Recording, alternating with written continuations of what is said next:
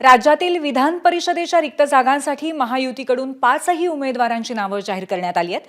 भाजपकडून दादाराव केचे, संजय केनेकर आणि संदीप जोशी यांना उमेदवारी देण्यात आली आहे, तर शिवसेनेकडून चंद्रकांत रघुवंशी यांना संधी देण्यात आली आहे। अजित पवारांच्या राष्ट्रवादीकडून संजय खोडकेंना उमेदवारी देण्यात आली आहे।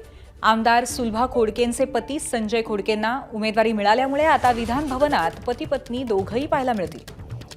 दरम्यान दुपारी 3 वाजेपर्यंत उमेदवारी अर्ज भरण्याची मुदत आहे।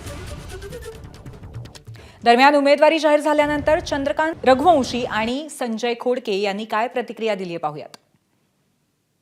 खरं आहे, साहेबांनी नंदुरबारच्या आमशा पाडवी यांच्या विधानसभेच्या प्रचाराच्या सभेत सांगितलं होतं की आमशादादा पाडवी यांना निवडून आणा, रघुवंशी तुम्हाला आमदार करेल, आणि त्याप्रमाणेच माझ्या जिल्ह्याच्या जनतेला साहेबांनी दिलेलं वचन आज पूर्ण होतं आहे। त्याचा मनस्वी आनंद आहे। तुम्ही भगवा टिळा पण लावलेला आहे, विजयाचा टिळा नाही, परमेश्वराचे आशीर्वाद आहे। मला पक्षाच्याकडनं रात्री विचारणा झाली की तू कुठं आहे, म्हटलं मुंबईमध्येच आहे, कागद तयार आहेत का, आणि म्हटलं कागदही तयार आहेत, कारण जो इच्छुक असतो त्याचे कागद कायम तयारच असतात, आणि म्हणून आज माझ्या नेत्याने मला संधी दिली, त्याबद्दल मी खरंच मनापासून त्यांचे आभार मानतो।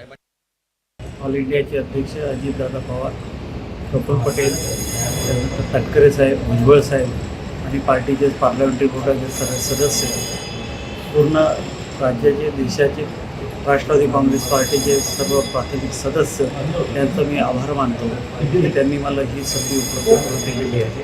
आणि या सभेचं मी पार्टीसाठी आणि सामान्य जनतेसाठी जे काही विधान परिषदेमध्ये माझ्या अनुभवाप्रमाणे करता येईल ते सर्व करण्याचा प्रयत्न करतो। एबीपी माझा, उघडा डोळे बघा नीट।